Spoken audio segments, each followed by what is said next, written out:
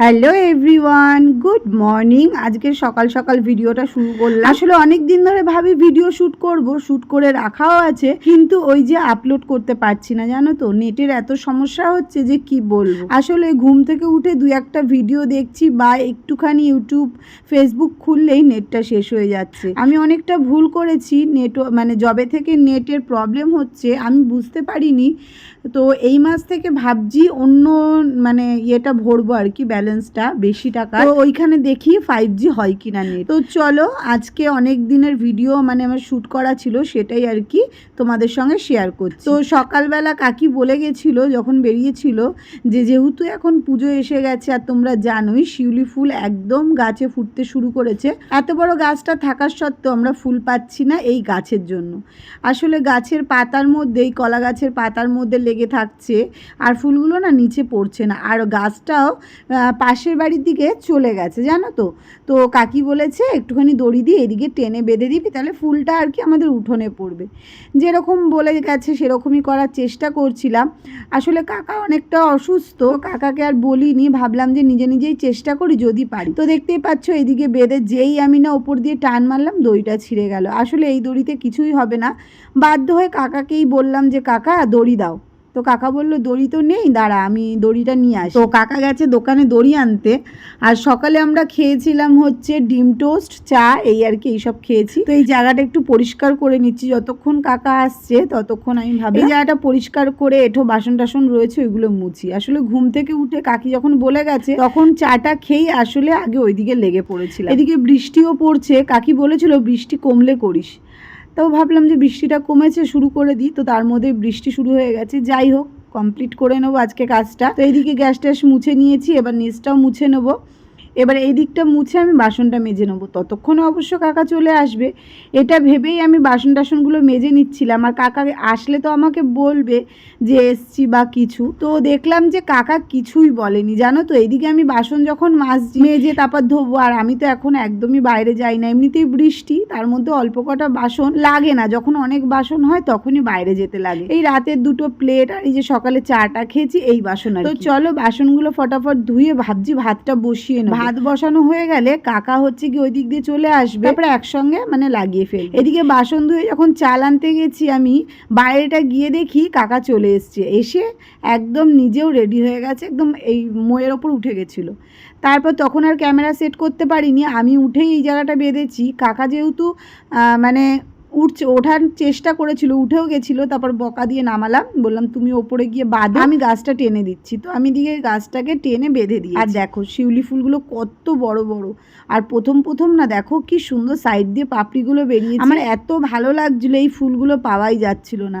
আর কাকার তো কদিন ধরে অনেকটাই শরীর খারাপ, তো ওর জন্য বারণ করা আছে, কাকাকে একদমই নিচে নামাই বারণ, তবুও সে একদম নিচে নামবে, বাইরে যাবে এই তো। তো চলো ফুলটা তোমাদের দেখিয়ে যাচ্ছি, কারণ আমার খুব ভাল লাগছে। যার সাইড দিয়ে যে ছোট পাপড়িটা, সত্যি কথা বলতে এরকম আমি দেখিনি। কাকাকেও দেখাচ্ছিলাম যে দেখো কাকা কিরকম সাইড দিয়ে বেরিয়েছে আর কি। তো চলো এইদিকে তো কমপ্লিট হয়েই গেছে একদম মোটামুটি।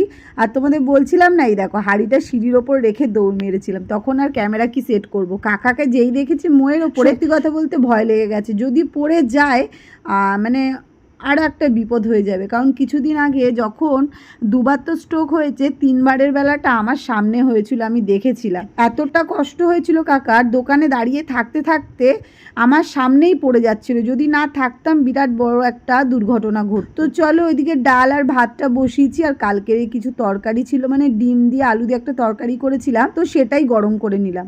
আর এদিকে ফ্যানটা এত প্যাকনা করে কি বলবো তোমাদের, মানে এইটা না খুলে যদি না ঘোরানো হয় তো ফ্যানটা চলে না। তো ফ্যানটা দেখাতে হবে, এখন আর দেখালাম না। দুদিন প্রচণ্ড গরম পড়েছে, মানে কি বলবো। কালকে রাতে আমাকে এটা মানে গোছানোই ছিল জানো তো, তুলেও দিয়েছি, তো আবার সেইটাকে বের করে হাওয়া খেয়েছিলাম, মানে এত কষ্ট হচ্ছিল। তো চলো এটাকে আবার গুছিয়ে রেখে দিলাম। এদিকে বালিশগুলোও ঠিকঠাক করছি। আসলে সকালেও কিন্তু আমি বিছানা টিছানা ঝাড়াই হয়ে গেছে আর কি, ওই যে বিছানায় উঠলে একটা বালিশ নিয়ে শোয়া এই আর কি। তো চলো এইদিকে পর্দা টর্দা ঠিক করে নিই, আর ঘরটাও কিছুটা একটু গোছানোর মানে ব্যাপার আছে। আর যেহেতু আমি ঘরদর একদম সবসময় ঝেড়ে রাখি, অতটাও নোংরা হয়নি, কিন্তু রান্নাঘরটা না আমি ঝেড়েছিলাম। রান্নাঘরটা ঘরটা কিন্তু রোজ রোজ হয় না, আসলে তেল কাজটাগুলো পড়ে এই কারণে।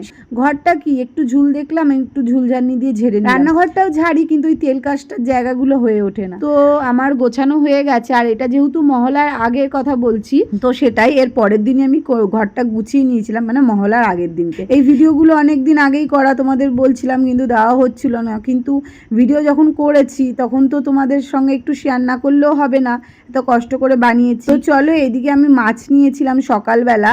তো মা অনেক দিন ধরে না লোটে মাছ খেতে চাইছিল, আর লোটে মাছটা কি বলো তো, একটু পেঁয়াজ রসুন টসুন দিয়ে না করলে ভালো লাগে না, কিন্তু আমার মা রসুন খায় না, যে তার মধ্যে ধনে পাতাও ছিল না। লোটে মাছে ধনে পাতা রসুন এগুলো কিন্তু খুব যায়। তো যাই হোক, তো সেগুলো কিছুই নেই, তোর একদমই নর্মাল করে বানাবো, যেহেতু মা মানে যেরকম খেতে চায় আর খেতে পারবে সেরকম করেই আর কি করবো। চলো, এখানে আর বটি লাগলো না, হাত দিয়ে কেটে নিলাম, কিন্তু এটা দুটুকরো করলাম। এই দুটুকরোটা করেও আমি ভুল করেছিলাম, গোটা রাখলেই ভালো হতো, যেহেতু আমাকে কাঁটা তো বের করতেই হবে, তো আমি গোটাই যদি সেদ্ধ করে নিতাম বেশ ভালো হতো। যাই হোক, ভুল করে কেটে ফেলেছি, এটা কাটার কোনো দরকারই ছিল না। আর লোটে মাছটা যেহেতু নরম, সেই কারণে হাত দিয়ে টানলেই দেখো সুন্দরভাবে ছেড়ে আসছে, শুধু লেজাটা আর পেটটাকে কাটতে হচ্ছিল, আর পেটের মধ্যে একটা শিরা টাইপের থাকে ওটাকেও ফেলতে হচ্ছিল।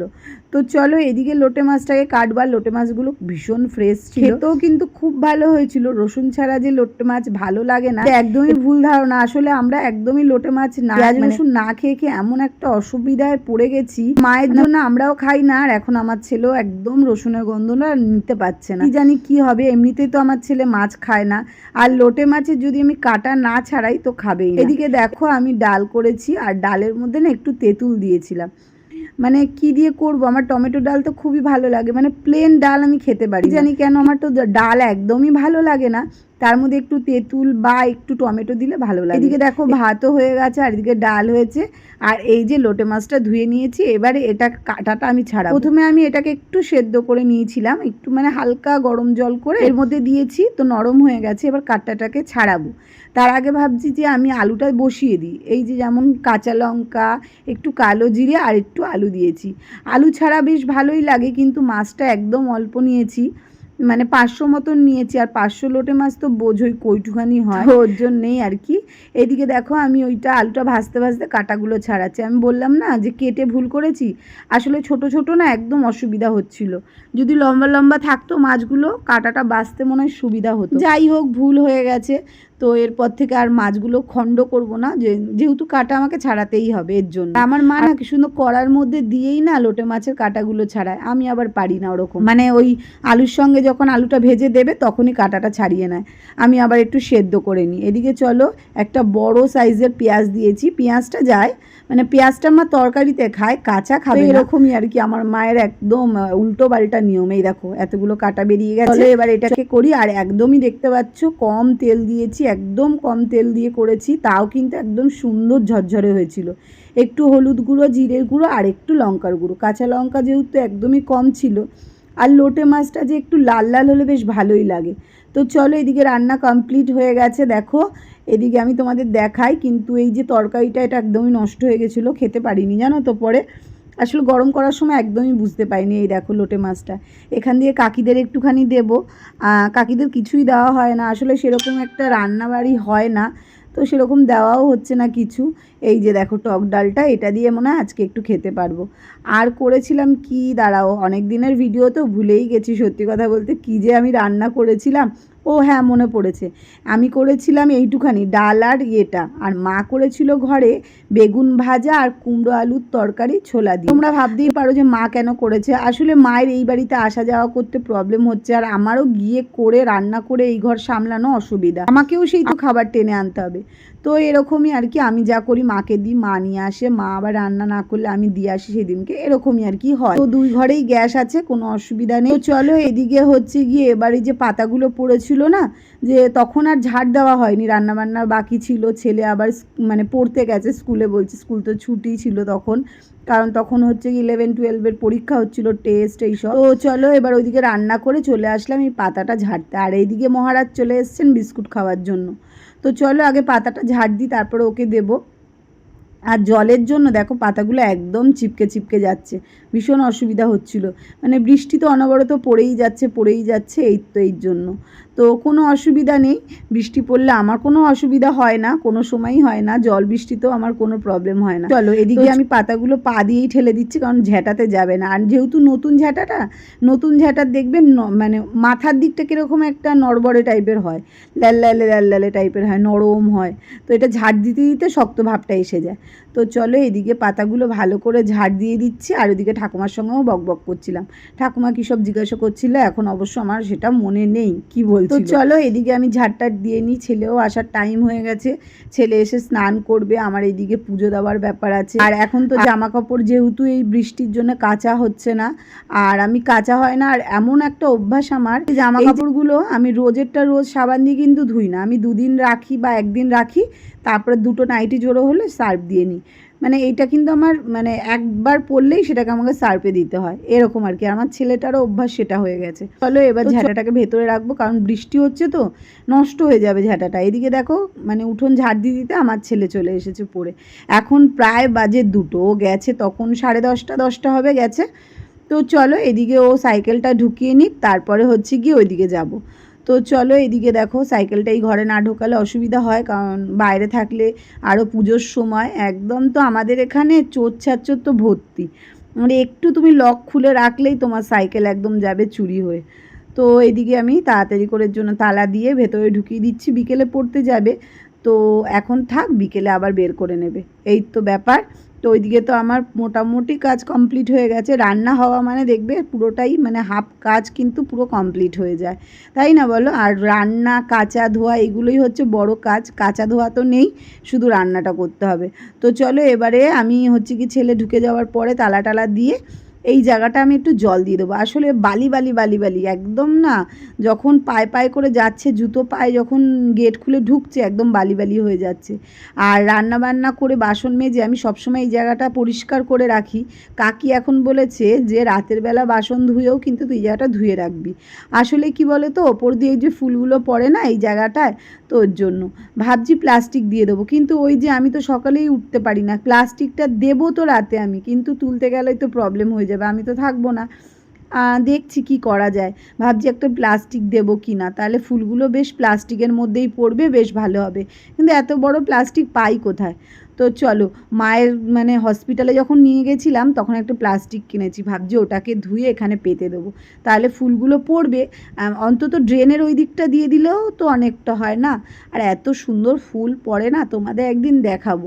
আমি সকালবেলা উঠেছিলাম যখন, এইটা তো আগের ভিডিও, এই আজকে যে কথা বলছি তোমাদের সঙ্গে, আজকে হচ্ছে গিয়ে তোমার বৃহস্পতিবার। তো আজকে সকালে এত ফুল পড়েছিল কি বলবো। এই যে দেখো স্নান টান করে পুজো দিয়ে দিয়েছি, এদিকে ছেলেও স্নান করে নিয়েছে, এবার খাওয়া দাওয়া করবো, যা রান্না হচ্ছে সেটাই খেতে হবে। তো চলো এদিকে আমরা রেডি একদম, স্নান টান করে পুজো দিয়ে এবারে হচ্ছে খাওয়া দাওয়ার পালা। তো খাওয়া দাওয়া করে তারপরে হচ্ছে তোমাদের সঙ্গে কথা হচ্ছে।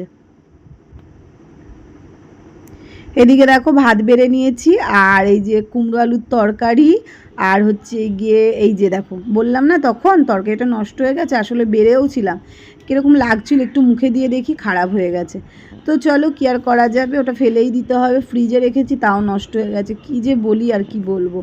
তো এইদিকে চলো আমরা খেয়ে দিয়ে নিই, আর এইদিকে দেখো ছেলে হচ্ছে গিয়ে টিভি চালাচ্ছে, আর এখানে বসে না টিভি দেখে খেতে ভীষণ প্রবলেম হয়, ঘাড় উঁচিয়ে দেখতে হয়, তবু আর কি করা যাবে।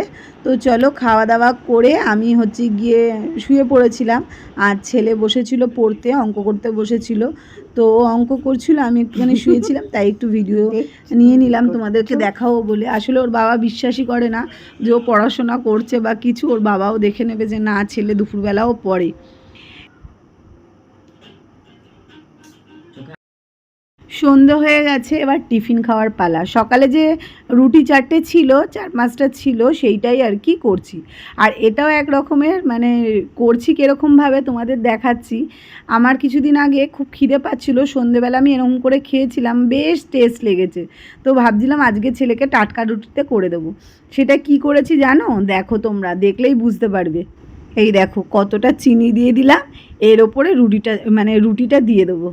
তো তো এত সুন্দর লাগে না, সত্যি কথা বলতে মচমচ করে আর মিষ্টি মিষ্টি লাগে। জানি এগুলো খাওয়া ক্ষতি, তো একদিন খেলে কিছু হবে না। আমি একদিন খেয়েছি, ছেলেকেও এর জন্য একদিন খাওয়াচ্ছি। বলছি যে বাবু খেয়ে দেখ, ভীষণ ভালো লেগেছে। আর আমার ছেলে কিন্তু এইসব একদম পছন্দ করে না, মানে যেগুলোতে ক্ষতি হবে সেগুলো একদমই খেতে চায় না। তো আমি বললাম যে বাবু খেয়ে দেখ, ভালো লাগছে খেতে। কারণ আমরা তো এক এক সময় দেখবে রুটি সেঁকে নিয়েও কিন্তু চিনি দিয়ে ভরিয়ে খাই, তরকারি না থাকলে। আমি তো খাই, কে খায় আমি জানি না, কিন্তু আমি খাই, আমার ভীষণ ভালো লাগে। ছোটোবেলায় কিন্তু ওই যে আটার রুটির সঙ্গে আমি যখন হোমে থাকতাম, সকালবেলা করে আমাকে ওই আটার রুটির মধ্যে চিনি আর খানিকটা ছোলা দিত, ওটাই হচ্ছে আমাদের সকালে হচ্ছে গিয়ে টিফিন ছিল। তো চলো, এই তো এরকম করে নিয়েছি আর ভীষণই ভালো হয়েছিল খেতে। তো আমি বললাম পাপান খেয়ে দেখ, ও কিন্তু খায়নি, বিশ্বাস করো। ও দুটো খেয়েছিল, প্রথমবারে বলছিল ভাল লাগছে, কিন্তু ও দুটো খেয়ে আর খায়নি। আমি খেয়ে নিয়েছি আর দুটো, চারটে ছিল, হ্যাঁ 4টে ছিল রুটি। তো চলো, এটাই হচ্ছে কি আজকে মানে সন্ধেবেলার টিফিন। তো এইটা নিয়ে গেলাম ছেলের কাছে, ছেলে কিন্তু ভালোই বলেছিল, এই আর কি। তো চলো, এই যে খাওয়া দাওয়া যাক, কেমন লাগে দেখি খেয়ে। তো চলো, এইটা খেতে খেতে আমাদের ব্লগটাও শেষ করে দেবো। ছেলে গেছিলো মানে পড়তে যাবে আর কি, তো সন্ধেবেলা ও বসেছে পড়তে, ও যাবে 7:30টার সময় পড়তে। তো ওকে এটা দিলাম। আর ভীষণই গরম লাগছিল, বৃষ্টি পড়ছিল, তো কী হয়েছে ভাবসা একটা গরম লাগছিল, তাই ও একটু পর্দাটা খুলে দিল। তো চলো, ও খেতে থাক আর আমিও ব্লগটা এখানেই শেষ করছি। তোমাদের কেমন লাগলো অবশ্যই জানিও। জানি অনেক দিনের ভিডিও, আমি তোমাদেরকে অনেক পরেই দিচ্ছি, কিছু করার নেই, ভাবলাম যে আজকে দিই ভিডিওটা, তার জন্য। তো চলো, আজকে এই অবধি, কালকে আবার দেখা হবে, জানি না দেখা হবে কি না, বললাম তো ঠিকই। তো চলো, টাটা, সবাই ভালো থেকো, সুস্থ থেকো, সাবধানে থেকো। আর পরের ভিডিও দেখছি কবে দেওয়া যায়। তো চলো, টাটা।